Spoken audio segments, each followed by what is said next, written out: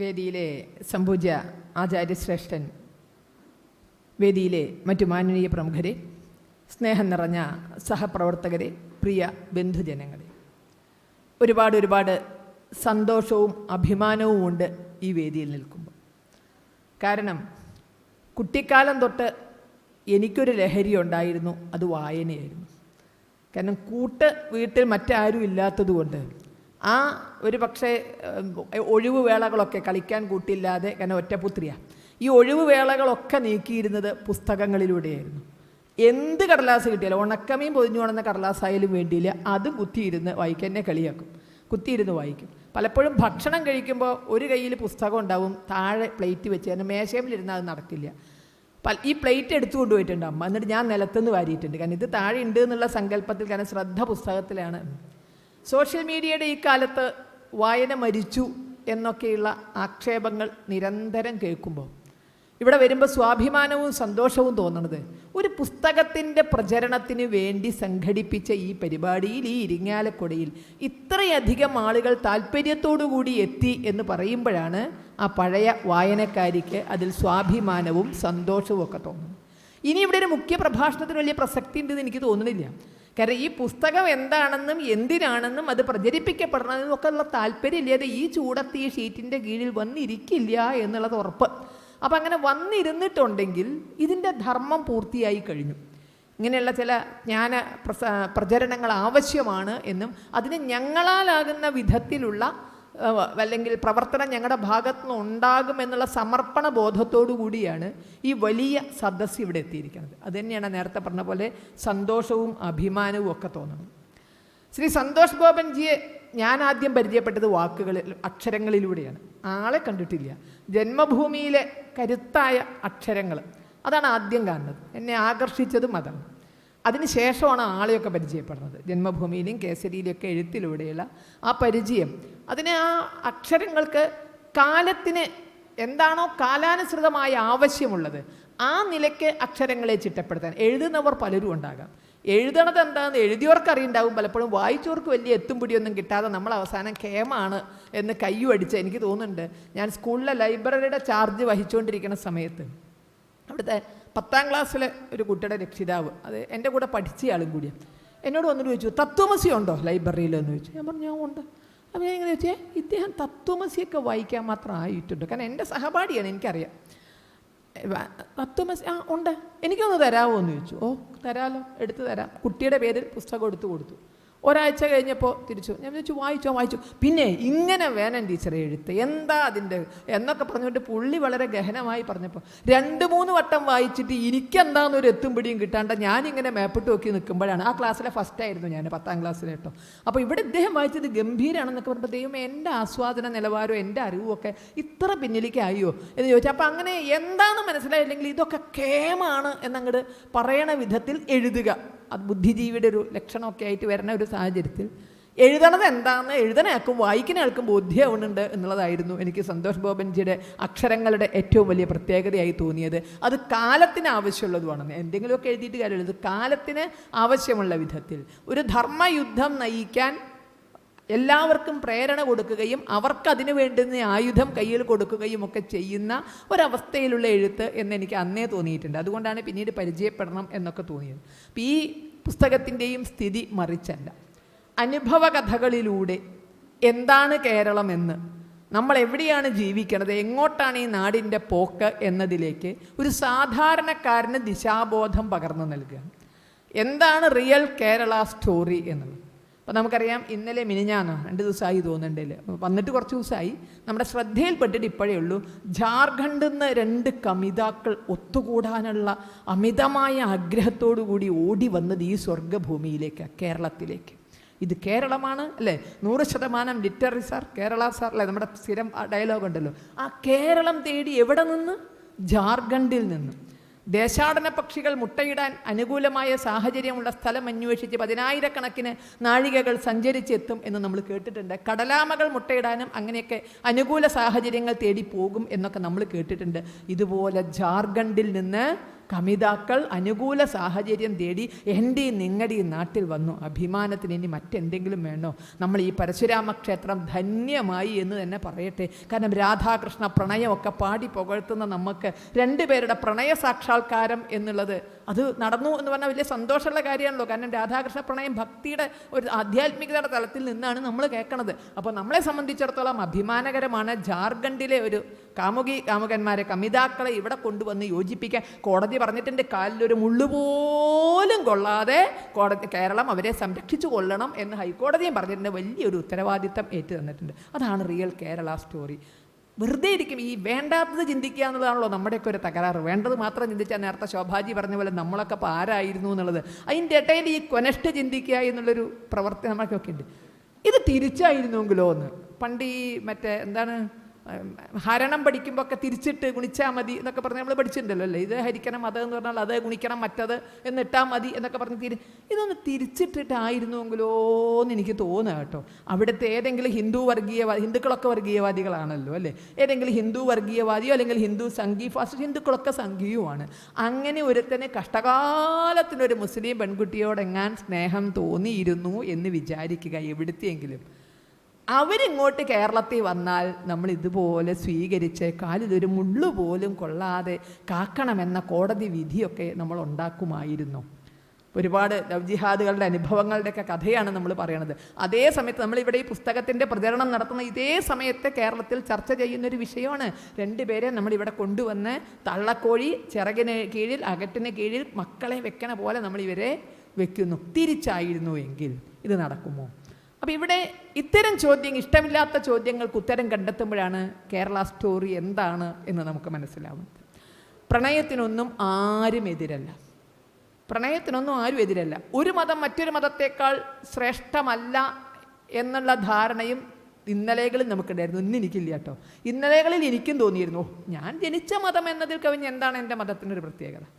എല്ലാ മതവും ഒന്നല്ലേ. കാരണം കുട്ടിക്കാലം തൊട്ട് അങ്ങനെയല്ലേ കേൾക്കണേ. അത് നമ്മുടെ പിള്ളേർ പറഞ്ഞാൽ ഓൾ ആർ മാത്തമാറ്റിക്സ്, എല്ലാം കണക്കാന്നേ അല്ലേ. ഓൾ ആർ എല്ലാം ഒന്ന് എന്ന് പറയുന്നതിന് മറ്റൊരു വാക്ക് ഓൾ ആർ മാത്തമാറ്റിക്സ്, എല്ലാം കണക്ക് എന്ന് പറഞ്ഞ മാതിരി എല്ലാ മതവും ഒന്നല്ലേ എന്നൊക്കെ കുട്ടിക്കാലം തൊട്ട് നമുക്ക് കിട്ടണ ഒരു സന്ദേശം അതാണ്. ഹിന്ദു എന്ന് പറഞ്ഞാൽ, സനാതന ധർമ്മി എന്ന് പറഞ്ഞാൽ അശ്ലീലം എന്നല്ലല്ലോ നമ്മൾ കേട്ടിരുന്നത്. എല്ലാവരെയും ഒന്നെന്ന് കരുതണം, ആകാശാത് പതിതം തോയം, ശ്ലോകങ്ങളൊക്കെ നമ്മുടെ ഇങ്ങനെ ഇഷ്ടം പോലെ കിടക്കുവാണ്. ആകാശത്തുനിന്ന് വീണ വെള്ളം കടലിലെത്തണ പോലെ എല്ലാ മതവും ഒന്നാണ്, എല്ലാ വഴിയും ഒന്നാണ്, എല്ലാ മാർഗവും ഒന്നാണ്. പക്ഷേ ഇങ്ങനെ അനുഭവങ്ങളിലൂടെ വരുമ്പോൾ ഇപ്പോൾ തിരിച്ചറിയുന്നു എല്ലാ മതവും ഒന്നല്ല എന്നുള്ളത്. എൻ്റെ തെറ്റാണെന്ന് പറയുന്നത് എങ്ങനെ എനിക്ക് സമമായി മാറുക? എൻ്റെ ധർമ്മം തെറ്റാണെന്ന് പറയുമ്പോൾ അതല്ലാത്തിടത്തോളം കാലം നമുക്കെല്ലാം ഒന്നായിരുന്നു. മറ്റൊരു ധർമ്മത്തെ തെറ്റാണെന്ന് പറയേണ്ടുന്ന ഒരാവശ്യം, അതിനേക്കാൾ ശ്രേഷ്ഠത ഞങ്ങൾക്കുണ്ട് എന്ന് പറയുമ്പോൾ, അതുപോലെ തന്നെ ഏതെങ്കിലും തരത്തിലുള്ള അവരുടെ ദൗർബല്യങ്ങളെ മുതലെടുത്തുകൊണ്ട് അതിലേക്ക് മതം മാറ്റാൻ നോക്കുമ്പോൾ, മതം മാറ്റാൻ ശ്രമിക്കാത്ത മതവും മതം മാറ്റത്തിന് എന്ത് നിഗൂഢ തന്ത്രങ്ങളും മെനയുന്നവരും എങ്ങനെയാണ് ഒന്നാകുക? അപ്പം ഇപ്പോൾ ബോധ്യമുണ്ട്, എല്ലാ മതവും ഒന്നല്ല. ഒന്നാണെന്ന് പഠിപ്പിക്കുന്നതിൽ അർത്ഥമില്ല. എല്ലാറ്റിൻ്റെയും വഴിയും ഒന്നല്ല. എല്ലാവർക്കും എത്തിച്ചേരേണ്ട സ്ഥലവും ഒന്നല്ല. കാരണം പല പല ലക്ഷ്യങ്ങളിലേക്കാണ് കൊണ്ടുപോകുന്നത് എന്നതുകൊണ്ട് ഇന്നത്തെ സമൂഹത്തിൽ ആർഷവിദ്യാ സമാജത്തിൻ്റെ പ്രവർത്തനത്തിന് വളരെ വലിയ പങ്കുണ്ട് എന്ന് തന്നെ പറയട്ടെ. കാരണം ആരടാന്ന് ചോദിച്ചാൽ ഞാനടാ എന്ന് പറയുന്ന വിധത്തിൽ മുന്നോട്ട് പോകണം. അത് ധർമ്മത്തിൻ്റെ രൂപത്തിൽ. നമുക്ക് നമ്മുടെ ധർമ്മം അറിഞ്ഞാൽ മാത്രം പോരാ, മറ്റു ധർമ്മം എവിടെയാണ് നമുക്ക് അപകടമായി മാറുന്നത് എന്ന് തിരിച്ചറിഞ്ഞ് വേണമെങ്കിൽ അതിനെ പൊളിച്ചടുക്കി കയ്യിൽ കൊടുക്കാൻ, അത് ഇന്നത്തെ കാലഘട്ടത്തിൻ്റെ ആവശ്യമാണ്.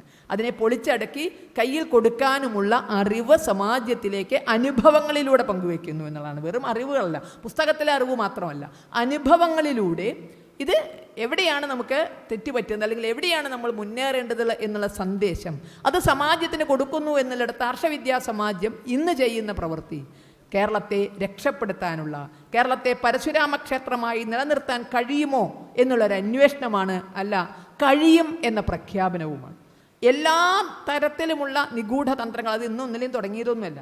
ഇതിവിടെ മതപരിവർത്തന തന്ത്രങ്ങളുടെ കേരള സ്റ്റോറി സന്തോഷ് ബോബൻജിയും മധുസൂദനൻജിയും കൂടിയൊക്കെ എഴുതുമ്പോൾ ഇത് പെട്ടെന്നുള്ളൊരു കാലത്തിനൊക്കെ നമുക്കറിയാം. മതപരിവർത്തന രസവാദം എഴുതിയത് SNDPയുടെ പ്രഥമ യോഗം സെക്രട്ടറിയും മലയാളത്തിൻ്റെ പ്രിയപ്പെട്ട കവിയും ശ്രീനാരായണ ഗുരുദേവൻ്റെ വത്സല ശിഷ്യനും മാനസപുത്രനും ഒക്കെയായ കുമാരനാശാൻ്റെയാണ് മതപരിവർത്തന രസവാദം. അതെങ്ങനെയാണ് ഈ മതപരിവർത്തനത്തിന് അതിൻ്റെ രസതന്ത്രം അന്ന് 100 വർഷങ്ങൾക്കപ്പുറത്ത് കുമാരനാശാൻ ചിന്തിച്ചിട്ടുണ്ട്. മതപരിവർത്തനം എങ്ങനെയാണ് നടത്തുന്നതെങ്കിൽ അതിൻ്റെ അപകടം എന്താണ് എന്നുള്ളത്. അപ്പോൾ കാലം കഴിഞ്ഞും ആരും അടവുകളും നയങ്ങളും ഒന്നും മാറ്റാത്തത് കൊണ്ട് വീണ്ടും നമുക്ക് അത്തരം കാര്യങ്ങളെക്കുറിച്ച് ഗൗരവമായി തന്നെ ചിന്തിക്കേണ്ടുന്നൊരു സാഹചര്യം വരുന്നു.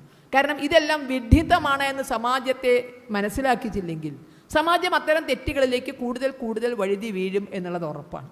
ഇപ്പോൾ നേരത്തെ ശോഭാജി പറഞ്ഞതുപോലെ തന്നെ ഞങ്ങളൊക്കെ ഇത്തരം പല കുട്ടികളുമായി ഇടപെട്ടിട്ടുണ്ട്. ഇപ്പം അങ്ങനെ ഇടപെടാറില്ല കേട്ടോ ഞാൻ. കാരണം ഇടപെട്ടാൽ തടി കിട്ടില്ല എന്നുള്ളൊരു തോന്നൽ എനിക്ക്, എൻ്റെ വായലനാവൊന്നും പോരാ അവരുടെ മുമ്പിൽ നിൽക്കാൻ എന്നുള്ളത് സത്യം. പണ്ട് രക്ഷിതാക്കളെ വിളിച്ചു പറയും, ടീച്ചറെ ഒന്ന് ഉപദേശിക്കുമോ, കുട്ടി ഇത് അങ്ങനെ ഒരു ഏടാകൂടത്തെ പെട്ടിട്ടുണ്ട് എന്നൊക്കെ പറഞ്ഞാൽ എവിടെയോ വായലനാവ് കേട്ടിട്ടൊക്കെ വിളിക്കണത്. അപ്പോൾ തൊട്ട് ഞാൻ പ്രാർത്ഥിക്കാൻ തുടങ്ങി, എൻ്റെ ദൈവമേ എൻ്റെ മാനം കാത്തോളണേ, ഈ കുട്ടിയെ കൊണ്ടുവരാൻ തുടങ്ങണമെന്ന് പറഞ്ഞാൽ തുടങ്ങി എൻ്റെ മനസ്സ് കിടന്ന് തുടി കൊട്ടല്. മിനിമം എൻ്റെ മാനം കപ്പൽ പോവാ കയറാണ്ടെങ്കിലും ഒന്ന് കാത്തോളണേ എന്നൊക്കെ പ്രാർത്ഥിച്ചിട്ടായിരിക്കും. കാരണം ഇവരെല്ലാം ആയുധമായിട്ടാണ് വരിക. എൻ്റെ കയ്യിൽ എന്ത് ആയുധമുള്ളത്? ഇവരെ എല്ലാം ഒരേ തരത്തിൽ പഠിപ്പിച്ചു വിട്ടിട്ടാണ് വരിക. ഈ വരുന്ന കുട്ടികൾക്കെല്ലാം വാദഗതികൾ ഒരുപോലെ, ഇങ്ങോട്ട് പറയുന്ന വാദഗതികൾ ഒരുപോലെ. ഞാനൊരിക്കൽ ആർഷ വിദ്യാസമാജത്തിൻ്റെ ഒരു പരിപാടിയിൽ അവിടെ വന്ന് പറഞ്ഞു, പല വേദിയിൽ പറയുന്നത് എൻ്റെ അനുഭവമാണ്. അതൊരു 10-20 കൊല്ലം ഹിന്ദു ഐക്യവേദിയിലൊക്കെ ഞാൻ എത്തിയിട്ടേ ഉള്ളൂ. അന്ന് സംസ്ഥാന വൈസ് പ്രസിഡൻ്റായിട്ടൊക്കെ നിൽക്കണ കാലം. ഈ സമയത്ത് ഇതേമാതിരി വളാഞ്ചേരി ആ ഭാഗത്തുനിന്ന് മലപ്പുറം പാലക്കാട് ജില്ലയുടെ ബോർഡറാണ്. അവിടുന്ന് ഒരു കുട്ടിയെ കൊണ്ട് രക്ഷിതാക്കൾ, കുട്ടി എങ്ങാനും ചാടിപ്പോകുമോ എന്നുള്ള തോന്നലിൽ ഒരുപാട് പേരൊക്കെ കൂടിയിട്ടാണ് എൻ്റെ വീട്ടിൽ കൊണ്ടുവന്നേക്കണം. എൻ്റെ മകനൊക്കെ ചീത്ത പറഞ്ഞു, അമ്മ ഈ സ്ത്രീ ഇവിടെ വെച്ച് വല്ല ഞാൻ നമ്മൾ ഉത്തരം പറഞ്ഞിട്ട് നിങ്ങളെന്തിനാ അതൊക്കെ വീട്ടിൽ വരാൻ പറയണമെന്നൊക്കെ പറയണം. അങ്ങനത്തെ പുലിവാലായിട്ടാണ്, വലിയ ആഘോഷമായിട്ടാണ് അത് കൊണ്ടുവരുന്നത്. അതാണ് കുട്ടിയെ ഒറ്റയ്ക്ക് പിടിച്ച് നല്ലൊരു ഓമനത്വം ഉള്ളൊരു ചെറിയ കുട്ടി, 10-18 വയസ്സ് കഴിഞ്ഞു നമുക്ക് കണ്ടാൽ തോന്നില്ല, അത്രയും ചെറിയൊരു കുട്ടിയാണ്. ഈ കുട്ടിയോട് ഞാൻ ഇങ്ങനെ വരും വരായികകളൊക്കെ പറയുക, ഞാൻ ജയിച്ചു എന്ന് എനിക്കിങ്ങനെ ഒരു തോന്നല. കാരണം ഈ കുട്ടി മിണ്ടാണ്ടിരിക്കണ്ടേ. അപ്പോൾ നമ്മുടെ സാധാരണ എതിരാളി അടങ്ങിയെന്നാണല്ലോ നമ്മൾ ധരിക്കണത് അല്ലേ. ഞാൻ ഇങ്ങനെ പറഞ്ഞു ഒരൊറ്റ ചോദ്യമാണ്, ടീച്ചറെ നിങ്ങളെങ്ങനെയാണ് പ്രണയത്തെ എതിർക്കുക എന്ന് ചോദിച്ചു. നിങ്ങളെങ്ങനെയാണ് പ്രണയത്തെ എതിർക്കുക? ഒന്ന് രാധാകൃഷ്ണ പ്രണയം നിങ്ങൾ വളരെ കാര്യമായി ഭക്തിയോടെ പാരായണം ചെയ്യണതല്ലേ രാധാകൃഷ്ണ പ്രണയം. കഴിഞ്ഞില്ല. പരമശിവൻ പാർവതി അല്ലെങ്കിൽ പാർവതി പരമശിവനെ വേട്ടത് എങ്ങനെയാണ്? ഇതാണ് ആ കുട്ടി അന്ന് ചോദിച്ച എന്നോടുള്ള ചോദ്യം. ഞാനത് പിന്നെ പല വേദിയിലും പറഞ്ഞിട്ടുണ്ട്. പരമശിവൻ പാർവതി അല്ലെങ്കിൽ പാർവതി പരമശിവനെ സ്വന്തമാക്കിയത് എങ്ങനെയാണ്? പ്രേമിച്ച് തന്നെയല്ലേ, ഒറ്റക്കാലി തപസ് ചെയ്തിട്ടല്ലേ അല്ലേ. എനിക്ക് പരമശിവനെ തന്നെ വേണമെന്ന് വാശി പിടിച്ചിട്ട് പരമശിവൻ തന്നെ മുടക്കാൻ നോക്കിയില്ലേ. അവിടെ ഒന്നും വീഴാതെ എനിക്ക് തന്നെ ക്ലേശം ഫലിക്കൽ അതുതാൻ പുതുതായ സൗഖ്യം എന്ന് കവിയെ പോലെ പറയിക്കുന്ന പോലെ എന്ത് വിപരീത സാഹചര്യം ഉണ്ടെങ്കിലും അതിനേക്ക് അതിജീവിച്ച എൻ്റെ കമിതാവിനെ ഞാൻ സ്വന്തമാക്കുന്നിടത്താണ് എൻ്റെ ജീവിത ലക്ഷ്യം. ആ പാർവതിയെ വെറുക്കാൻ പറ്റുമോ നമുക്ക്? ആ പാർവതിയുടെ കഥ തെറ്റാണെന്ന് നിങ്ങൾക്ക് വിശ്വസിക്കാൻ പറ്റുമോ? എൻ്റെ സർവ്വ കടവും കീറിപ്പോയി, എന്ത് പറയാൻ പറ്റും? എന്നോട് ഒരൊറ്റ ചോദ്യമാണ്, ഫ്ലാറ്റായി എന്ന് പറഞ്ഞാൽ അല്ലേ, കുടുങ്ങിപ്പോയി. പിന്നെ ഇവരൊക്കെ വരാൻ തുടങ്ങണമെന്ന് പറയുമ്പോൾ ഒരൊറ്റ പ്രാർത്ഥന, മാനം കപ്പലേറ്റാതെ കാത്തോളനെ സരസ്വതി ദേവി എന്നുള്ള ഒരൊറ്റ പ്രാർത്ഥനയാണ് ആദ്യം നടത്താറുള്ളൂ. സരസ്വതി ദേവി തോന്നി, കാരണം അതുവരെ എൻ്റെ മനസ്സിൽ അങ്ങനെയൊന്നും തോന്നിയിട്ടില്ല കേട്ടോ. അപ്പം പെട്ടെന്ന് എൻ്റെ മനസ്സിലേക്ക് കയറി വന്നൊരു ചോദ്യം, ഞാൻ കൊടുത്തൊരു ഉത്തരം ഞാൻ പറഞ്ഞു, ചിലപ്പോൾ തട്ടുത്തരായിരിക്കാം, എന്നാലും ഞാൻ പറഞ്ഞു അത് ശരിയാ. പാർവതി പരമശിവനെ ആഗ്രഹിച്ച് എല്ലാ വിപരീത സാഹചര്യങ്ങളെയും അതിജീവിച്ച് തന്നെയാണ് കല്യാണം കഴിച്ചത്. അങ്ങനെ തന്നെ നീയും ഒറ്റക്കാലിൽ തപസ് ചെയ്ത് നീ ആഗ്രഹിച്ച ആളെ തന്നെ കൊണ്ടുപോകുന്നെങ്കിൽ വളരെ സന്തോഷം എന്നാണ്. കുട്ടി വിചാരിച്ച് രക്ഷപ്പെട്ടു, ടീച്ചർ എൻ്റെ വഴിക്ക് വന്നു എന്നുള്ളത്. പക്ഷെ ഒരു ചെറിയ കാര്യമുണ്ട്, എൻ്റെ ഒരു സംശയമാണ്, പാർവതി ദീർഘനാൾ ആഗ്രഹിച്ചാണ്, ഒരുപാട് ബുദ്ധിമുട്ടിയാണ് പരമശിവനെ സ്വന്താക്കണത്. പക്ഷെ സ്വന്താക്കി കഴിഞ്ഞപ്പോൾ പരമശിവൻ പാർവതിയോട് പേര് മാറ്റാൻ പറഞ്ഞു. പാർവതി നിൻ്റെ പേര് അല്ലേ ഇത് പറ്റില്ല, ഇനി എനിക്ക് പറ്റുന്ന വിധത്തിൽ നിൻ്റെ പേര് മാറ്റണം പറഞ്ഞുവോ? പറഞ്ഞില്ലല്ലോ. എവിടെയും പറഞ്ഞതായിട്ട് ഞാനൊരു പുരാണത്തിലും വായിച്ചിട്ടില്ല. പാർവതി നിൻ്റെ പേര് മോശമാണ്, അതുകൊണ്ട് നീ നിൻ്റെ പേര് മാറ്റണം. ഇവർ അർദ്ധനാരീശ്വരന്മാരായിട്ട് ചേരുക ചെയ്തത്. പാതി അല്ലേ, പാതി ഉടലുകൾ ചേർന്നു. ആ പാതി ഉടലുകൾ നോക്കൂ, വൈരുദ്ധ്യങ്ങളുടെ സമഞ്ജസമായ സമ്മേളനമാണ് ആ പാതി ഉടലുകൾ. ശിവൻ്റെ അല്ലേ തലയിൽ ജടയാണ്, പാതി തലയിൽ ജടയാ, പാതി തലയോ ചീകി മിനുക്കി പൂവൊക്കെ വെച്ച പാർവതീ ദേവി പറഞ്ഞോ, ഞാൻ ആണാണ്, ഞാൻ ജട കെട്ടിയിട്ടുണ്ടെങ്കിൽ നീയും നിൻ്റെ തല ജട കെട്ടിക്കൊള്ളണം, ഇനി മുതൽ ചീകി പിന്നെ പൂവൊന്നും വെച്ച് കണ്ടുപോകരുത് എന്ന് പറഞ്ഞിട്ടുണ്ടോ? പരമേശ്വരൻ പറഞ്ഞില്ല. ശിവൻ സർപ്പാഭരണ വിഭൂഷിതനാണ്, പാർവതി സർവാഭരണ വിഭൂഷിതയാണ്. ശിവൻ പാമ്പിനെ കഴുത്തിലിട്ടപ്പോൾ ഇന്ന് മുതൽ നീയും പാമ്പിനെ കഴുത്തിലിട്ടോളണം പറഞ്ഞോ? അവിടെ എല്ലാ ആഭരണം ഇട്ടിട്ടാ പകുതി. പാർവതി എന്താണോ ആ പാർവതിയായിട്ടാണ് സ്വീകരിച്ചത്. ശിവൻ പുലിത്തോൽ ഉടുക്കുന്നു, പാർവതി പട്ടുടുക്കുന്നു. പാർവതിയുടെ ഒരു ഇഷ്ടാനിഷ്ടത്തെയും നിഷേധിച്ചുകൊണ്ട് എൻ്റെ ആകുമ്പോൾ എൻ്റെ മാതിരി തന്നെ നീ സംസ്കാരം മാറ്റണം എന്നെവിടെയും പരമശിവൻ പറഞ്ഞിട്ടില്ല. അങ്ങനെ നീ നിൻ്റെ മോമ്മയിനെ സ്വീകരിക്കാച്ചാൽ സ്വീകരിച്ചു, എനിക്കെന്താ കുഴപ്പം? അതേപോലെ നിനക്ക് പറ്റുമോ? നിനക്ക് നീയായി നിന്നുകൊണ്ട് നിന്നെ ഒരു പക്ഷെ ബിക്കനി ഇട്ടുകൊണ്ടാകാം അവൻ പ്രേമിച്ചിരിക്കണത്, കണ്ടിട്ടാവാൻ പ്രേമിച്ചിരിക്കണത് അല്ലേ? സീതയോ ലക്ഷ്മിയോ അല്ലെ, രാധയോ വീതയോ, പേരെന്ത് തന്നെ വിളിച്ചാലും ONV പറഞ്ഞ വാക്കുകളുടെ വരി അങ്ങോട്ടും ഇങ്ങോട്ടൊക്കെ മാറ്റിയിട്ടുണ്ട്. രാധയോ ലക്ഷ്മിയോ സീതയോ അല്ലെ ഗൗരിയോ, പേരെന്തു തന്നെ വിളിച്ചാലും നീ എന്നും നീയാണ്, നീ എന്നും നീയാണ്. ONVയുടെ കവിതയിലുള്ള ഇതുപോലെ നിന്റെ പേരെന്തോ അത് കണ്ടാണ് ഞാൻ നിന്നെ സ്നേഹിച്ചിരിക്കുന്നെങ്കിൽ നീ നിന്റെ പേര് മാറ്റേണ്ട കാര്യമില്ല. നിന്റെ നെറ്റിയിലെ ചന്ദനപ്പൊട്ടും സിന്ദൂരപ്പൊട്ടും നീ ഒരിക്കലും മായ്ക്കേണ്ടതില്ല. നിന്റെ കുന്തളഭാരമാണ് എന്നെ ആഗ്രഹിച്ചതെങ്കിൽ അതേതായാലും ചാക്കിൻ്റെ ഉള്ളിൽ മൂടണ്ട. നിന്റെ മതമേതെന്ന് അറിഞ്ഞല്ല ഞാൻ എന്നെ സ്നേഹിച്ചിരിക്കുന്നത്, അതുകൊണ്ട് നിന്റെ മതം മാറാൻ എന്നെ എന്താ ഗ്രീൻ വാലിയിലോ സത്യസാരണിയിലോ എവിടെയും കൊണ്ടുപോയി തള്ളണ്ട എന്ന് ചിന്തിക്കുന്നവർ കല്യാണം കഴിച്ചോട്ടെ. ആരാ വേണ്ടെന്ന് പറയണത്? സ്പെഷ്യൽ മാരേജ് ആക്ട് അനുസരിച്ച് കല്യാണം കഴിക്കട്ടെ. വ്യത്യസ്തമായ ബ്ലഡ് ഗ്രൂപ്പിൽ പെട്ടവർ തമ്മിൽ ചേർന്നാൽ ചിലപ്പോൾ കുട്ടിയാൾക്ക് എന്തോ ഒരു ഇഞ്ചക്ഷനൊക്കെ വേണമെന്ന് പറഞ്ഞിട്ടുണ്ട്. വ്യത്യസ്ത മതത്തിലുള്ളവർ ചേർന്നാൽ അമ്മായത്തെ പ്രശ്നമൊന്നുമില്ലല്ലോ. അവരാരുടെ മതമായി ജീവിച്ചാൽ ആരെങ്കിലും ഇതുമായി ഇടപെടുമോ? എവിടെയാണ് ഇതിൽ നമ്മൾ സംശയം കാണുന്നത്? അതിൻ്റെ ഇടയിൽ കൊണ്ടുപോയി മതം കയറ്റുകയാണ്. ഒരു കാമുകനോടി കണ്ട സിനിമയിലെങ്കിലല്ലേ അത്യാവശ്യം മനസ്സിലെങ്കിലുമൊക്കെ എല്ലാവരും പ്രേമിച്ചിട്ടുണ്ടാവുമല്ലോ, അല്ലെങ്കിൽ സിനിമയിലെങ്കിലുമൊക്കെ കണ്ടിട്ടുണ്ടാവുമല്ലോ. ഒരു കാമുകനെ എത്ര ബുദ്ധിമുട്ടി ഒത്തിരി സമയം ഉണ്ടാക്കുക രഹസ്യങ്ങൾ കൈമാറാനും ഒന്ന് സംസാരിച്ചിരിക്കാനും കൊക്കുരുമിയിരിക്കാനും. അപ്പോൾ അവരെന്താ പറയുക? ആലോചിച്ച് നോക്കൂ, അവരെന്തിനെ പറ്റിയാണ് പറയേണ്ടത് അത്തരം സന്ദർഭങ്ങളിൽ? ഹമാസ് ചെയ്തതാണോ ശരി? ഇസ്രായേൽ ചെയ്യണതാണോ ശരി? ഇതാണോ അവരപ്പം സംസാരിക്കേണ്ടത്? ഡോളറിൻ്റെ വിലയും രൂപയുടെ വിലയും തമ്മിലുള്ള അതാണോ കാമുകന്മാർ 10 മിനിറ്റ് കിട്ടിയാൽ പറയേണ്ടത്? ഇതൊക്കെ ഹമ്പക്കാണെങ്കിൽ അവരെങ്ങനെയാണ് അവിടെ ദൈവങ്ങളെ വിലയിരുത്തുന്നത്? ദൈവം കല്ലിലാണോ, ദൈവം മണ്ണിലാണോ, ദൈവത്തിനെന്തിനാ കൊമ്പ്, ദൈവത്തിനെന്തിനാ തുമ്പി? ഇതാണോ പ്രേമത്തിൻ്റെ ഭാഷ? എവിടെ ഈ ഭാഷയിലേക്ക് കിടക്കുന്നുവോ അവിടെ ഫുൾ സ്റ്റോപ്പ് ഇടാൻ നമ്മുടെ പെൺമക്കൾക്ക് സാധിക്കുമെങ്കിൽ അവിടെ ആർഷവിദ്യാസമാജത്തിൻ്റെ പ്രവർത്തനം വിജയിച്ചു. പ്രേമിക്കട്ടെ, പ്രേമിക്കണ്ടെന്നൊന്നും നമ്മൾ പറയുന്നില്ല. ആ പ്രേമത്തിൻ്റെ ഭാഷ, കാമുകൻ്റെ ഭാഷ മതത്തിലേക്ക് തിരിയുന്നുവെങ്കിൽ അവിടെ ഫുൾ സ്റ്റോപ്പ് ഇടാനുള്ള തൻ്റെ ഇടം ഇല്ലെങ്കിൽ പിന്നെ എന്ത് സ്ത്രീ സ്വാതന്ത്ര്യമുള്ളത് നമുക്ക്?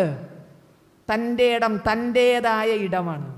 തൻ്റെ ഇടം എന്ന വാക്കിൻ്റെ അർത്ഥം തൻ്റേതായ ഇടം. പ്രേമത്തിലാണെങ്കിലും തൻ്റേതായ ഇടം കണ്ടെത്താൻ സാധിക്കാത്തവർ സ്ത്രീ സ്വാതന്ത്ര്യത്തിൻ്റെ നാടാണെന്നോ സ്ത്രീ സുരക്ഷയുടെ നാടാണെന്നോ നവോത്ഥാനത്തിൻ്റെ നാടാണെന്നോ മസിൽ ഭരിക്കുന്നതിൽ എന്താ അർത്ഥമുള്ളത്?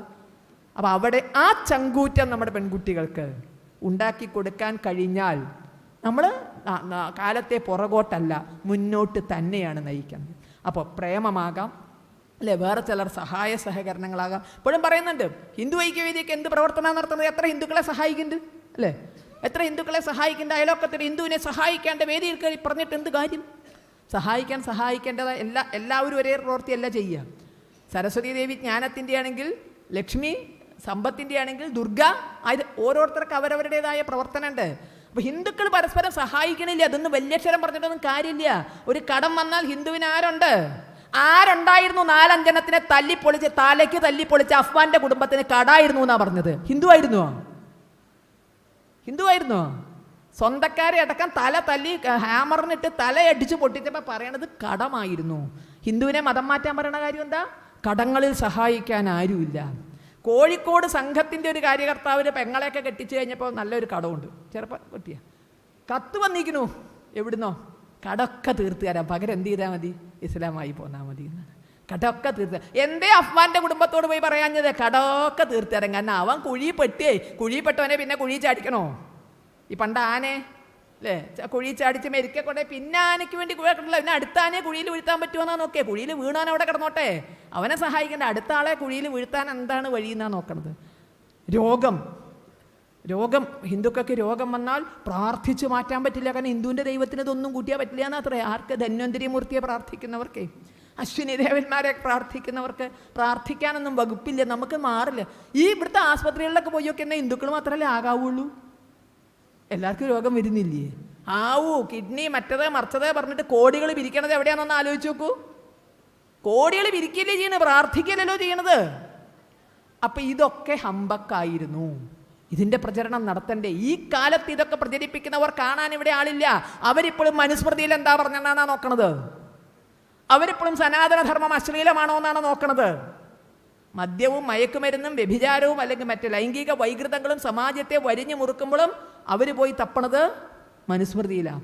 ഇതുപോലുള്ള വിഡ്ഢിത്തങ്ങൾ കുട്ടിക്കാലം മുതൽ തലയിലേക്ക് അടിച്ചു കയറ്റുന്നവർ, ആ തലയിൽ അടിച്ചു കയറ്റുന്നവർ ഉണ്ടാക്കുന്ന അസ്വസ്ഥത എന്താണ് എന്നതിനെപ്പറ്റി അന്വേഷിക്കാൻ, ഇതിലൊക്കെ അവർക്ക് എന്തുമാത്രം പങ്കുണ്ട് എന്ന് ചിന്തിക്കാൻ പലപ്പോഴും ഇവരാരും ശ്രമിക്കുന്നില്ല. അവരിപ്പോഴും മനുസ്മൃതിയിലാണ് കടന്ന് കളിക്കണം. നമ്മളാരും കാണാത്ത പുസ്തകമാണ്. ആരെങ്കിലും ഒരു ശതമാനം വല്ല വേദിയിൽ ഉത്തരം പറയാൻ വേണ്ടി പറഞ്ഞിട്ടുണ്ടാവും. നമ്മളോട് മനുസ്മൃതിയിൽ അത് പറഞ്ഞിട്ടില്ലേ, മനുസ്മൃതിയിൽ നല്ലൊരുപാട് കാര്യങ്ങൾ പറഞ്ഞിട്ടുണ്ട്, നീ കാലത്തിന് നിരക്കാത്തത് പറഞ്ഞിട്ടുണ്ട്. ആയിക്കോട്ടെപ്പാ, അത് കളയാനുള്ള സ്വാതന്ത്ര്യം നമുക്കില്ലേ? കാരണം നിയമമൊക്കെ കാലാനുസൃതമാണ്. നിയമമൊന്നും സ്ഥായിയായി നിലനിൽക്കണതല്ല, ധർമ്മമേ സ്ഥായിയായി നിലനിൽക്കുള്ളൂ. നിയമവും മറ്റു മാതൃകകളും ഒന്നും കാലാനുസൃതമായി ലോകാവസാനം വരെ നിലനിൽക്കേണ്ടതല്ല. അതിന് നല്ലൊരു ഉദാഹരണം പറയാം. ഇന്ന് ഈ പരിഷ്കൃത കേരളത്തിൽ പോലും 4 കെട്ടണം എന്ന് പറഞ്ഞാൽ എന്തുകൊണ്ടാ? ഞങ്ങൾക്ക് ലോകാവസാനം വരെ എന്തൊരു വാക്കുണ്ട്, ഉസ്നത്തുൽ ഹസന. പ്രവാചകൻ ഉസ്നത്തുൽ ഹസനയാണെന്നാണ് ലോകാവസാനം വരേക്കുള്ള മാതൃക. അതുകൊണ്ട് മൂപ്പർ എത്ര കെട്ടിയോ അത്ര കെട്ടാൻ ഞങ്ങൾക്ക് സന്തോഷം. എന്നുള്ള കൂട്ടത്തിൽ ചോദിക്കും, നമ്മളോട് ചോദിക്കും അല്ലേ, മറ്റേ ബാല്യകാല വിവാഹം ശ്രീരാമൻ എത്ര വയസ്സിലാണ് കെട്ടിയത്? ശ്രീരാമൻ സീതയെ വിവാഹം കഴിക്കുമ്പോൾ സീതയുടെ പ്രായം എന്തായിരുന്നു? ബാല്യവിവാഹം അല്ലേ? ദ്രൗപദി ഒരുപാട് പേരെ കെട്ടിയിരുന്നില്ലേ? കെട്ടിയിരുന്നു. ദ്രൗപദിക്ക് 5 ഭർത്താക്കന്മാരുണ്ടായിരുന്നു. സീതയുടെ വിവാഹം പ്രായം അത് പലപ്പോഴും പണ്ഡിതന്മാർ മാത്രം ചർച്ച ചെയ്യേണ്ട കാര്യം. ആയിക്കോട്ടെ, സീതയെ കുട്ടിക്കാലത്താ കല്യാണം കഴിച്ചെന്ന് ഞാനത് സമ്മതിച്ചു, ആയിക്കോട്ടെ. പക്ഷെ അതൊന്നും ഈ പറഞ്ഞ ഉസ്നത്തുൽ ഹസനയാണെന്ന് നമ്മളോടോടും പറഞ്ഞിട്ടില്ല. ലോകാവസാനം വരയ്ക്കുള്ള മാതൃകയാണ്. അങ്ങനെ പറഞ്ഞിരുന്നുവെങ്കിൽ 1950 ഇന്ത്യൻ ഭരണഘടന നിലവിൽ വന്നത്. 1956 6 വർഷം കൊണ്ട് ഈ നാട് ഹിന്ദു കോഡ് ബില്ല് പാസാക്കി. വ്യത്യസ്തമായ നിയമനിർമ്മാണങ്ങളിലൂടെ ഹിന്ദു കോഡ് ബില്ല് പൂർത്തിയായി. വിവാഹം, വിവാഹമോചനം, സ്വത്തവകാശം, ദത്താവകാശം തുടങ്ങിയ കാര്യങ്ങളിൽ ഹിന്ദുവിനൊരു നിയമമേ ഉള്ളൂ. ഇപ്പോഴും ചോദിക്കും, ആദിവാസി ഹിന്ദുവാണോ? മറ്റവർ ഹിന്ദുവാണോ? ആണ്. നിയമപ്രകാരം എല്ലാവരും ഹിന്ദുവാണ്. ഒരു കാട്ടിൽ പുറം ലോകവുമായി ഒരു ബന്ധവുമില്ലാത്ത ഒരു വനവാസി പ്രായമാകാത്തൊരു പെൺകുട്ടിയെ കല്യാണം കഴിച്ചാലും ചോദ്യം ചെയ്യപ്പെടും. കാരണം അവന് പാലിക്കേണ്ടത് ഹിന്ദു കോഡ് ബില്ലാണ്. അത് ആദിവാസിയാകട്ടെ ആഢ്യബ്രാഹ്മണനാകട്ടെ, വിവാഹം, വിവാഹമോചനം, സ്വത്തവകാശം, ദത്തവകാശം ഇവയിൽ കോടതി പരിഗണിക്കുക ഹിന്ദു കോഡ് ബില്ലാണ്. ആദിവാസി കോഡ് ബില്ലല്ല, നായർ കോഡ് ബില്ലല്ല, നമ്പൂതിരി കോഡ് ബില്ലല്ല, അല്ലെങ്കിൽ മറ്റേ എഴുത്തച്ഛൻ കോഡ് ബില്ലല്ല. അവിടെ നോക്കുക, ഹിന്ദു കോഡ് ബില്ലനുസരിച്ചാണ് വിവാഹം, വിവാഹമോചനം, സ്വത്തവകാശം, ദത്തവകാശം. ഇത് 6 കൊല്ലം കൊണ്ട് കോടിക്കണക്കിന് ഹിന്ദുക്കളുള്ള ഭാരതത്തിൽ പുഷ്പം പോലെ നിയമം പാസാക്കിയെടുത്തു. അവിടെ ആരെങ്കിലും പറഞ്ഞോ ദ്രൗപദിക്ക് 5 ഭർത്താക്കന്മാരുണ്ടായിരുന്നു, അതുകൊണ്ട് ഞങ്ങൾക്ക് ഹിന്ദുക്കൾക്ക് സ്ത്രീകൾക്ക് മിനിമം 5 കെട്ടാനുള്ള സ്വാതന്ത്ര്യം തരണം ഞങ്ങളുടെ നിയമത്തിൽ പറഞ്ഞുവോ? ദ്രൗപദിയുടെ വിവാഹം ഉസ്നത്തുൽ ഹസനയല്ല, ലോകാവസാനം വരേക്കുള്ള മാതൃകയല്ല. അത് അന്നത്തെ ചില ആവശ്യങ്ങളാകാം, ചില ഗതികേടുകളാകാം, ചില അബദ്ധങ്ങളാകാം, ചില ആവശ്യങ്ങളാകാം. അതിൻ്റെ ധർമ്മം മാത്രം മനസ്സിലാക്കുകയും ബാക്കി വിടുകയും ചെയ്യാം. ദശരഥന് 3 ഭാര്യമാരുണ്ടായിരുന്നു രാമായണത്തിൽ. നമ്മുടെ പുരുഷ കേസരികൾ പറഞ്ഞോ ഹിന്ദുക്കൾക്ക് മിനിമം 3 കെട്ടാനുള്ള സ്വാതന്ത്ര്യം തരണമെന്ന്? ദശരഥന് 3 ഭാര്യ ഉണ്ട്, അവിടെ ഞങ്ങൾക്ക് 3 കെട്ടാൻ പറഞ്ഞില്ല. കാരണം ദശരഥന്റെ വിവാഹം ഈ പറഞ്ഞ പോലെ ഉസ്നത്തുൽ ഹസനയല്ല, ലോകാവസാനം വരെയുള്ള മാതൃകയല്ല.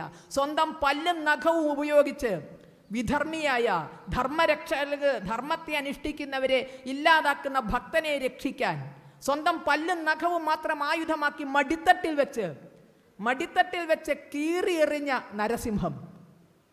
നമ്മളങ്ങനെ നഖമൊക്കെ നീട്ടി വളർത്തി പല്ലും കെട്ടിച്ച് നമ്മുടെ ശത്രുക്കളെയൊക്കെ ഇങ്ങനെ മടിയിലിരുത്തി കീറാൻ തുടങ്ങിയ ഞങ്ങൾക്ക് മാതൃക പറഞ്ഞിട്ടുണ്ട്. അതുകൊണ്ട് ഞങ്ങളുടെ ക്രിമിനൽ നിയമം അങ്ങനെയായിരിക്കണം പറഞ്ഞിട്ടില്ല.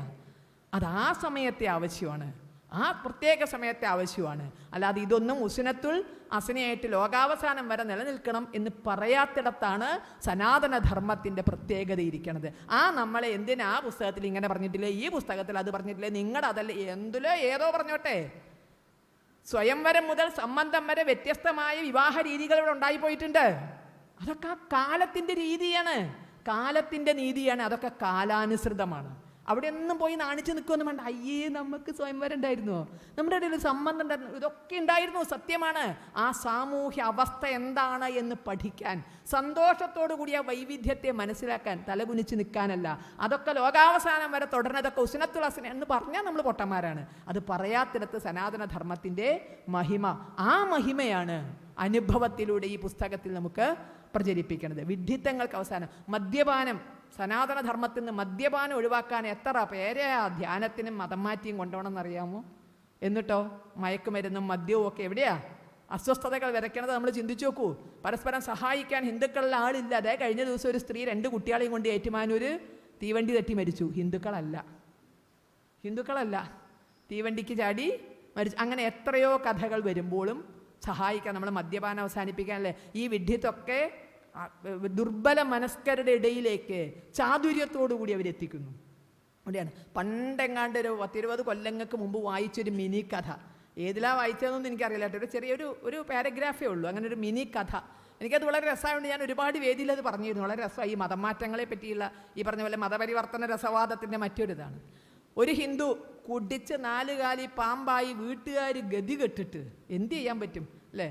അപ്പം പറഞ്ഞ് ധ്യാനത്തിന് കൊണ്ടുപോയാൽ മതി, ഇവൻ്റെ കുടിയൊക്കെ മാറുന്നു പറഞ്ഞു. ധ്യാനമെങ്കിൽ ധ്യാനം, കയ്യും കാലും കെട്ടിയിട്ട് ധ്യാനത്തിന് കൊണ്ടുപോയി. അവർ ദിവസങ്ങൾ ധ്യാനിച്ചു. അവസാനം മൂപ്പരെ അല്ലേ, പിന്നെ ധ്യാനത്തിൻ്റെ അവസാനം എന്താ വേണ്ടതെന്നറിയാലോ, മൂപ്പരെ മതം മാറ്റത്തിന് വിധേയമാക്കി ജ്ഞാനസ്നാനം ചെയ്തു. വെള്ളമൊക്കെ തലയെക്കൂടി ഒഴിച്ചു, പേരൊക്കെ മാറ്റി. ഇവൻ്റെ പേരെന്താ, പവിത്രൻ എന്ന് അങ്ങനെ എന്തായിരുന്നു. പവിത്ര, നീ ഇന്നു മുതൽ പത്രോസ് ആകുന്നു. പവിത്ര, നീ ഇന്നു മുതൽ പത്രോസ് ആകുന്നു. 3 പ്രാവശ്യം ഇതൊക്കെ പറഞ്ഞ് ജ്ഞാനസ്നാന കർമ്മമൊക്കെ നടത്തി പത്രോസായി. അപ്പോൾ എന്നിട്ട് സ്റ്റേജിന്മേൽ കയറി സാക്ഷ്യം പറയണം. നീ എന്തിനാ ഇവിടെ വന്ന്? ഞാൻ മുഴു മദ്യപാനിയായിരുന്നു. ഇനി കുടിക്കുമോ? ഇനി കുടിക്കുകയില്ല. അപ്പോൾ അച്ഛനോട് ചോദിച്ചു, അച്ഛാ ഇനി ഞാനൊന്നും കുടിക്കരുത്. മദ്യം നീ കൈകൊണ്ട്? ഇല്ല, മദ്യം ഞാൻ കൈകൊണ്ട് തരില്ല. ചായ കുടിക്കാവോ എന്ന് ചോദിച്ചു. പിന്നെ ചായ നീ കുടിച്ചോ? ആശ്വാസം അച്ഛാ, ഞാൻ ഈ ചായ മാത്രമേ കുടിക്കുകയുള്ളൂ എന്ന് പറഞ്ഞു. അങ്ങനെ പവിത്രൻ വീട്ടിലെത്തി. അല്ല, പവിത്രനല്ല, പുത്രൻ, പുതിയ പത്രോസ് വീട്ടിലെത്തിയതും വീട്ടിൻ്റെ അകത്തേക്ക് കിടന്നു. ഭാര്യയോട് പറഞ്ഞ റൂമൊക്കെ ഒന്ന് നന്നായി വൃത്തിയായി അടിച്ച് തുടച്ചൊക്കെ വെക്കാൻ പറഞ്ഞു. ഭർത്താവിന് വന്നൊരു മാറ്റയല്ലേ. അതിനുശേഷം പറഞ്ഞു, നല്ലൊരു പലക കൊണ്ടുവരുമെന്ന് പറഞ്ഞു. നല്ലൊരു പലക കൊണ്ടുവന്ന് അവിടെ വെച്ചു. ഒരു ബക്കറ്റിൽ ലേശം വെള്ളം, കിണ്ടിയും കൂടി ഉണ്ടായിക്കോട്ടെ, കാരണം ശ്രേഷ്ഠമായിട്ട് ചെയ്യാനാണ് കൊണ്ടുവച്ചു. ഇദ്ദേഹത്തിൻ്റെ കയ്യിലൊരു കുപ്പിയുണ്ട്. പോകുന്ന വഴിക്ക് ഇദ്ദേഹം ഒരു പൊതിയുണ്ട്. എന്താണെന്നറിയാൻ വയ്യ. ഭയഭക്തി ബഹുമാനത്തോടു കൂടി പലകയ്ക്ക് മുമ്പിലിരുന്നു. ഈ തൻ്റെ കയ്യിലുള്ള പൊതി ആ പലകയ്ക്ക് മുകളിൽ ഇതേപോലെ ഭയഭക്തി ബഹുമാനത്തോടെ വെച്ച് തൊട്ട് തൊഴുതു. ബക്കറ്റിലെ വെള്ളം അടുത്തേക്ക് വെച്ചു. ഇതിൻ്റെ കവർ നീക്കി. അദ്ദേഹത്തിൻ്റെ കയ്യിലുള്ള പൊതി, അതിൻ്റെ കവർ നീക്കി. നോക്കിയപ്പോൾ നല്ലൊരു കുപ്പിയാണ്. ആൾ വരണ വഴിക്ക് ആരും കാണാതെ സംഘടിപ്പിച്ചിട്ടുള്ളത് അസൽ മറ്റേ സാധനം തന്നെയാണ്. പുള്ളി എന്ത് ചെയ്തു? ബക്കറ്റിൽ നിന്ന് കിണ്ടി കൊണ്ടൊരു വെള്ളം എടുത്തു. എന്നിട്ട് ഇതിൻ്റെ മേലേക്ക് ഒഴിച്ചു. റമ്മേ, നീ ഇന്നു മുതൽ ചായയാകുന്നു. റമ്മേ, നീ ഇന്നു മുതൽ ചായയാകുന്നു. റമ്മേ, നീ ഇന്നു മുതൽ ചായയാകുന്നു എന്ന് പറഞ്ഞു. മൂപ്പരടപ്പാണ് തുറന്ന് വെള്ളം തൊടാതെ ഒരൊറ്റ കമത്തൽ, ഞാൻ ഇനി ചായ മാത്രമേ കുടിക്കൂ എന്ന് അച്ഛന് വാക്ക് കൊടുത്തിട്ടുണ്ട് എന്നു. 3 വട്ടം തലയിൽ കൂടി വെള്ളം ഒഴിച്ചാൽ പവിത്രന് പത്രോസാകാമെങ്കിൽ 3 വട്ടം വെള്ളം ഒഴിച്ചാൽ ഈ റമ്മിന് എന്തുകൊണ്ട് ചായ ആയിക്കൂടാ എന്ന മിനിമം ലോജിക്കായിരുന്നു അദ്ദേഹത്തിൻ്റെ ചെറിയൊരു കുട്ടിക്കഥയായിട്ട് വന്നിട്ടുള്ളതാണ്. അപ്പോൾ ഇതിനകത്തുണ്ട് എല്ലാം നമ്മളെ ചുറ്റും നടക്കുന്ന പലതിൻ്റെയും ഗതികെട്ട അവസ്ഥ എന്താണ് എന്നുള്ളത്. ഈ പ്രബുദ്ധതയുണ്ട് എന്ന് പറയുന്ന നമ്മുടെ അടുത്താണ് ഇത്തരം കാര്യങ്ങളൊക്കെയായി നടക്കുന്നത് എന്ന് നമ്മൾ ചിന്തിക്കണം. അപ്പോൾ ഒരു തിരിച്ചറിവ്, ഒരു തിരിച്ചുപോക്ക് അത് അനിവാര്യമാണ്. കേരള സ്റ്റോറി വൻ അക്രമത്തിന് വിധേയമായി. കാണരുതെന്നും കേൾക്കരുതെന്നും ഭരണാധികാരികൾ തന്നെ പറഞ്ഞു. കാശ്മീർ ഫയൽസിനെതിരെ ഇതുപോലെ പറഞ്ഞു. പുഴ മുതൽ പുഴ, ഇതൊക്കെ സിനിമയാണ് അല്ലേ പറഞ്ഞു. എന്നാൽ കാലങ്ങളായി മദ്യത്തിനെയും മയക്കുമരുന്നിനെയും ഒക്കെ വീരാരാധനയോടുകൂടി കാണാൻ പറ്റുന്ന വിധത്തിലുള്ള സിനിമകൾ ഇവിടെ വന്നു. ഈ ഭരണാധികാരികൾ ആരെങ്കിലും എതിർത്തോ? നായകന്മാർ വരെ, പണ്ട് നായകന്മാർ സർവ്വഗുണ സമ്പന്നരായിട്ടാണ് കാണിക്കുക. നായകന്മാർ തന്നെ മുഴത്തിന് കുടിക്കുകയോ അലിക്കുകയോ ഒക്കെ ചെയ്തുകൊണ്ട് തെറി പറയുകയും ഒരു വല്ലാത്ത, അതിനെയൊക്കെ ആരാധനയോടുകൂടി കണ്ടു. ഈ ഭരണകർത്താക്കൾ സിനിമാ തിയേറ്ററിൽ പോയിരുന്നില്ലേ? അവരാരെങ്കിലും ഇതിനെതിരെ എന്തെങ്കിലും പറഞ്ഞിരുന്നെങ്കിൽ 10ാം ക്ലാസ്സിലെ കുട്ടിയെ തല്ലി ഈ തരത്തിൽ ചെയ്യാൻ സാധിക്കുമായിരുന്നു അല്ലേ? ഒരു 10ാം ക്ലാസ്സിലെ കുട്ടിയെ കൂട്ടുകാർ നമ്മൾ ചെയ്തത് കണ്ടു. തല അടിച്ചു പൊട്ടിച്ച് കൊന്നു. പുറത്തേക്ക് ഇറങ്ങിയ കാച്ചിക്കളയുമെന്ന് അധ്യാപകനോട് പറഞ്ഞു. ഗുരുവിൻ്റെ പാദം തൊട്ട് വന്ദിക്കുന്നത് അശ്ലീലമാണെന്ന് പറയുന്ന ഭരണാധികാരികളുടെ നാട്ടിൽ, തൃശ്ശൂർ ജില്ലയിൽ മറ്റേ പേരാമംഗലം സ്കൂളിൽ, പേരാമംഗലത്താണോ ചേർപ്പാണോ ഏതോ ഒരു സ്കൂളിനകത്ത് ഗുരുവിൻ്റെ കാല് തൊട്ട് വന്ദിച്ചതിനെതിരെ യുവജന സംഘടനകൾ കൊടിയെടുത്ത് സ്കൂളിൻ്റെ മുമ്പിൽ ചെന്നു. ഗുരുപൂജാ ദിവസം അവരുടെ ക്ലാസ് അധ്യാപകൻ്റെ കാലൊന്ന് തൊട്ട് വന്ദിച്ചു എന്ന മഹാപരാധം ചെയ്ത കുട്ടികൾ അത് ചെയ്യിച്ച അധ്യാപകർക്കും വിദ്യാലയത്തിനുമെതിരെ കേസ് കൊടുത്തു എന്ന് മാത്രമല്ല, യൂത്ത് ലീഗ്, യൂത്ത് കോൺഗ്രസ്, മറ്റേ DYFI ഒക്കെ കൊടിയും വടിയെടുത്ത് സ്കൂളിൻ്റെ അമ്പലിക്ക് ചെന്നു. അവർ ചെയ്ത മഹാപരാധം ഗുരുവിൻ്റെ കാൽ തൊട്ട് വന്ദിച്ചു. അത് അശ്ലീലമല്ലേ? കാരണം സനാതന ധർമ്മമേ അശ്ലീലമാണെന്നാണ് പ്രചരിപ്പിക്കുന്നത്. അപ്പോൾ ആ നിലയ്ക്ക് ഈ ധർമ്മത്തെ നശിപ്പിച്ചവരാണ് ഇന്നത്തെ കേരളത്തിൻ്റെ ഈ ഗതികെട്ട പോക്കിന് അവസാനം. ഇവിടെ സന്തോഷ് ബാബൻജിയെയും മധുസൂദൻജിയൊക്കെ പോലുള്ള എഴുത്തുകാർക്കും ആർഷവിദ്യാസമാജം എന്ന പ്രസ്ഥാനത്തിനും വലിയ ഉത്തരവാദിത്വമുണ്ട്. ഈ കേരളത്തിലേക്ക് സനാതന ധർമ്മത്തെ അതിൻ്റെ ആ മുഴുവൻ ശുദ്ധിയോടും കൂടി ഒന്ന് പറിച്ചു നടുക എന്നുള്ളത്. ഞാൻ അത്തരക്കാരനല്ല എന്ന് പറയുന്ന ഹിന്ദുവിൽ നിന്ന്, അല്ലേ, ഒരു അപ്പോളജറ്റിക്കാണ് ഹിന്ദു. ഞാൻ അമ്പലത്തിലൊക്കെ പോകുന്നുള്ളൂ കേട്ടോ. ഞാൻ അതിനപ്പുറം ഈ പറഞ്ഞതിനോട് എനിക്ക് വിശ്വാസമില്ല. ഞാൻ അത്തരം ഹിന്ദു ഒന്നും അല്ല എന്ന് പറഞ്ഞൊരു അപ്പോളജറ്റിക്കായി നിൽക്കുന്ന ഹിന്ദുവിനെ സ്വാഭിമാനത്തിലേക്ക് തിരിച്ചു കൊണ്ടുവരാൻ നമുക്ക് കഴിയുമോ? ദുര്യോധനൻ്റെ അവസ്ഥയിൽ നിൽക്കുക. ദുര്യോധനൻ കൃഷ്ണനോട് പറഞ്ഞില്ലേ, ജ്ഞാനാമി ധർമ്മം, എനിക്ക് ധർമ്മം എന്താണെന്നറിയാം, നജമേ പ്രവർത്തി, പക്ഷെ അതെനിക്ക് ധർമ്മത്തിന് വേണ്ടിയുള്ള കാര്യങ്ങളൊന്നും ചെയ്യാൻ കൂട്ടിയാൽ പറ്റണില്ല. ജ്ഞാനാമി അധർമ്മം, അധർമ്മം എന്താണെന്നും എനിക്കറിയാം, പക്ഷെ അതൊന്നും ഒഴിഞ്ഞേക്കാനും പറ്റണില്ല. ഇതാണ് ഒരു ശരാശരി ഹിന്ദുവിൻ്റെ അവസ്ഥ. ധർമ്മം എന്തെന്നറിയാം, അത് ചെയ്താൽ സംഖ്യയായി പോയാലോ? അധർമ്മം എന്തെന്നറിയാം, അതിനെ എതിർത്ത വർഗീയവാദിയായി പോയാലോ? അതുകൊണ്ട് നിങ്ങൾ എന്ത് ചെയ്തു എന്ന ചോദ്യം ചോദിക്കുന്നതാണ് എളുപ്പം. ഹിന്ദു ഐക്യവേദി എന്താ ചെയ്തേ? വിശ്വ ഹിന്ദു പരിഷത്ത് എന്താ അവിടെ ചെയ്യുന്നത്? നിങ്ങൾക്കത് ചെയ്തൂടെ, നിങ്ങൾക്ക് ഇത് ചെയ്തൂടെ, എനിക്കോ? ഞാൻ മതേതര ഹിന്ദുവായി അങ്ങനെ സുഖിച്ച് മറ്റുള്ളവർ താരാട്ടുമ്പോൾ അതിൻ്റെ ആ സുഖത്തിൽ അങ്ങനെ മയങ്ങി ഞാൻ അങ്ങനെ മുന്നോട്ട് പോയിക്കോളാം. നിങ്ങളൊക്കെ ഏതായാലും വേഷം കെട്ടിക്കഴിഞ്ഞു, നിങ്ങൾക്ക് ഇനിയിപ്പോൾ ഒന്നും നല്ലത് കേൾക്കാനൊന്നുമില്ല. ഞങ്ങളതല്ലല്ലോ, നല്ലത് മാത്രം കേട്ട് ശീലിച്ചവരല്ലേ, അതുകൊണ്ട് നിങ്ങളങ്ങ് കേൾക്ക് എന്ന് പറയുന്ന ഒരു ശരാശരി ഹിന്ദുവിലേക്ക് സ്വാഭിമാന ബോധം ഉണ്ടാക്കാൻ ആർഷവിദ്യാ സമാജത്തിൻ്റെ പ്രവർത്തികൾക്ക് സാധിക്കണം. ഇത് ഇന്നത്തെ കാലഘട്ടത്തിൻ്റെ ആവശ്യമാണ്. അങ്ങോട്ട് പോയവരെ ഇങ്ങോട്ട് കൊണ്ടുവരൽ മാത്രമല്ല, അത് ശരിക്കും പറഞ്ഞാൽ കടം കിട്ടണല്ലേ ഉള്ളൂ. അങ്ങോട്ട് പോയവരെ ഇങ്ങോട്ട് കൊണ്ടുവരൽ മാത്രമല്ല, ഇങ്ങോട്ടന്നെ ആൾക്കാരെ റിക്രൂട്ട് ചെയ്യാനുള്ള സമയം കഴിഞ്ഞിരിക്കുന്നു എന്നുള്ളതാണ് ഈ സദസ്സിനും വേദിക്കും മുന്നിൽ എനിക്ക് വെക്കാനുള്ളത്. അയ്യോ, അതൊക്കെ വരുമോ? നമ്മുടെ കുട്ടികളെ പോലാണോ? നമ്മുടെ പെൺകുട്ടികളെ പോലെ ആരെങ്കിലും ഒന്ന് വിളിച്ചാൽ മറ്റുള്ളവരൊക്കെ വരുമോ? നമ്മുടെ കുട്ടികളെ പോലെ ദൈവത്തിനെ പറ്റി 4 വർത്താനം പറഞ്ഞാൽ വരും 3.5%, നല്ല 101% വരും. ഒരു മുസ്ലിം ഭൂരിപക്ഷ പ്രദേശത്ത് ജീവിക്കുകയും പഠിപ്പിക്കുകയും ചെയ്തയാളാണ് ഞാൻ, ഒരു ഹയർ സെക്കൻഡറി വിദ്യാലയത്തിൽ. അപ്പോൾ കൗമാരപ്രായം തൊട്ടുള്ള കുട്ടികളെ എനിക്കറിയാം. ആ പ്രായത്തിൻ്റേതായ അസ്വസ്ഥതകൾ, അതിന് മതഭേദമൊന്നുമില്ല. ആ പ്രായത്തിൻ്റെ അസ്വസ്ഥത പ്രകൃതി ഉണ്ടാക്കണതാണ്. എതിർലിംഗത്തിൽപ്പെട്ടവരോടൊരു താല്പര്യം തോന്നുന്ന പ്രായമാണ്, അല്ലെങ്കിൽ എന്തോ കുഴപ്പമുണ്ടെന്നാണ്. ആ പ്രായത്തിൽ എതിർലിംഗത്തിൽപ്പെട്ടവരോട് സ്വാഭാവികമായൊരു താല്പര്യം ഉണ്ടാകും. അതിനെയാണ് ഇവർ മുതലെടുക്കുന്നത്. അത് ഹിന്ദുവിനുണ്ട്, മുസ്ലിമിനുണ്ട്, ക്രിസ്ത്യാനിക്കുമുണ്ട്. പിന്നെ എന്തുകൊണ്ട് മറ്റ് മുസ്ലിം കുട്ടികൾ ഇരയാക്കപ്പെടുന്നില്ല എന്ന് പറഞ്ഞാൽ ഒറ്റ കാര്യമുള്ളൂ, വിളിക്കണവും പേടിച്ചിട്ടാണ്. അല്ലാതെ പോണവർക്കല്ല പേടി, വിളിക്കണവർ പേടിച്ചിട്ടാണ്. ഭവിഷ്യത്ത് ആലോചിച്ച് പിന്താങ്ങാൻ സംഘടനകൾ ഉണ്ടാവില്ല. നമ്മൾ പറയും അവൻ ചെയ്തല്ലേ അവൻ തന്നെ അനുഭവിക്കട്ടെ എന്ന് പറയും, ഇല്ലേ? അപ്പോൾ ഒറ്റയ്ക്ക് ഇതിനൊന്നും നേരിടാൻ വയ്യാത്തോണ്ട്, അല്ലാതെ വിളിക്കണ്ട, ഞൊടിക്കണേൻ്റെ മുമ്പേ സ്വഭാവം വ്യക്തമായി പഠിച്ചിട്ടാ പറഞ്ഞാൽ ആ പ്രായമൊക്കെ എല്ലാവർക്കും ഒന്നാണ്. നമ്മളൊന്നും തെറ്റിലേക്ക് പോയിട്ടില്ല എന്നുണ്ടെങ്കിൽ ഒറ്റ കാര്യം എനിക്കൊക്കെ പറയാനുള്ളൂ, നമ്മളെയൊന്നും ആരും വിളിച്ചിട്ടുണ്ടാവില്ല എന്നുള്ളതേ ഉള്ളൂ. അതാണ് സത്യം. ആ പ്രായത്തിൻ്റെ ഗതികെട്ട അവസ്ഥ അതാണ്. കാരണം ആ പ്രകൃതിയുടെ ചില വികൃതികളാണ് എതിർലിംഗത്തിൽപ്പെട്ടവരോടൊരു താല്പര്യം. അപ്പോൾ പലപ്പോഴും അവിടെ ന്യായാന്യായ ചിന്തയൊന്നും ഉണ്ടാവില്ല. വിളിക്കുന്നവൻ്റെ അവസ്ഥ എന്താ, എന്തിനാ എന്നെ വിളിക്കുന്നു, ഇങ്ങനെയുള്ള ഒരു ഗതികെട്ട ചിന്തയും ആ പ്രായത്തിൽ പോവില്ല. അത് നമ്മുടെ ഹോർമോണുകളുടെ ചില തകരാറുകളാണ്. അപ്പോൾ ഇത് ആളുകളെ പറ്റിക്കലാണ്, അവരെ ആ ഗതികെട്ട അവസ്ഥയിൽ നിന്ന് പറ്റിച്ചു കൊണ്ടുപോകലാണ്. ഒന്നുകിൽ ഇത് നിർത്തിക്കുക, അല്ലെങ്കിൽ എന്താ ചെയ്യുക? അല്ലെങ്കിൽ പറഞ്ഞ പോലെ തന്നെ ഈ കയ്യൊക്കെ എല്ലാവർക്കും ഉണ്ടല്ലോ ഇങ്ങനെയാക്കാനേ, അല്ലേ? അയ്യോ പോയി എന്ന് പറഞ്ഞാൽ നെഞ്ഞത്തടിക്കാൻ മാത്രമല്ലല്ലോ ഈ കയ്യ്, ഇങ്ങനെ ആക്കാനും. ചിലപ്പോൾ ഈ കയ്യിന് ശേഷിയുണ്ടെന്ന് ഈ സമാജമായിട്ട് പറഞ്ഞാൽ അവിടെ മാറും കേരള സ്റ്റോറി, അവിടെ നിൽക്കും. അപ്പം പറയും മതം മാറിയ വിവാഹങ്ങളൊന്നും പാടില്ല, അത് ആനയാണ്, ചേനയാണ്, കുതിരയാണ് എന്നൊക്കെ പറയാം. കാരണം ഹിന്ദുവിനൊരാൾ പോയാൽ, ഒരു പുറം പോയാലും ഒരു ചുക്കൂല്ല. നേരെ മറിച്ച് അതല്ലല്ലോ മറ്റുള്ളവരുടെ അവസ്ഥ. ഒന്ന് പോയാൽ ദണ്ണായി സംഗതി. എത്ര ബുദ്ധിമുട്ടിയിട്ട് ഉണ്ടാക്കണതാണ്. ഇവിടെ ഉണ്ടാക്കാനും മെനക്കെടുന്നില്ല. അതല്ലേ നമ്മുടെ അവസ്ഥ. ഇപ്പം ഞങ്ങൾ ഹിന്ദു ഐക്യവേദിയുടെ സംസ്ഥാന കാര്യാലയത്തിൻ്റെ നിർമ്മാണ സമിതി ഇന്നലെ രൂപീകരിച്ചു. ഒരു മോഹം കൊണ്ടാണ് കേരളത്തിൽ ഹിന്ദുക്കൾ ഭൂരിപക്ഷമായി നിൽക്കുന്ന സമയത്ത് ഒരു ആസ്ഥാനം ഉണ്ടാക്കണം എന്ന് ചെറിയൊരു മോഹേ. ഇപ്പോൾ 40 പറഞ്ഞല്ലോ, ഇത് കുറച്ചുകൂടി കഴിഞ്ഞാൽ നമ്മൾ രണ്ടു കൂട്ടരുടെയും പിന്നിലേക്കായാൽ പിന്നെ അന്ന് മോഹിച്ചിട്ട് കാര്യമില്ലല്ലോ. അതുകൊണ്ട് അതിൻ്റെ പിന്നെ കാരണം എന്താ വെച്ചാൽ ജനസംഖ്യാ കണക്കുകളൊന്നും വേണ്ട. ഇപ്പോൾ വരുന്ന ചില കണക്കുകൾ വെറുതെ നിങ്ങൾ നോക്കിയാൽ മതി. ഇപ്പോൾ നിങ്ങളിപ്പോൾ കഴിഞ്ഞ ദിവസം ഒരു 10ാം ക്ലാസ്സിലൊരു കുട്ടിയെ തലക്കടിച്ചു കൊന്നൂല്ലേ, അവൻ്റെ കഥ ഇങ്ങനെ വായിച്ചപ്പോൾ താഴെ 3 or 4 അനിയന്മാരുണ്ട് അത്രേ. മൂത്തയാൾ 10ാം ക്ലാസ്സിൽ. ഇതിൻ്റെ ഇടയിൽ കൂടി വായിക്കുക എന്നുള്ള വികടത്തം നമുക്കൊക്കെ പോകണോണ്ടാണ്.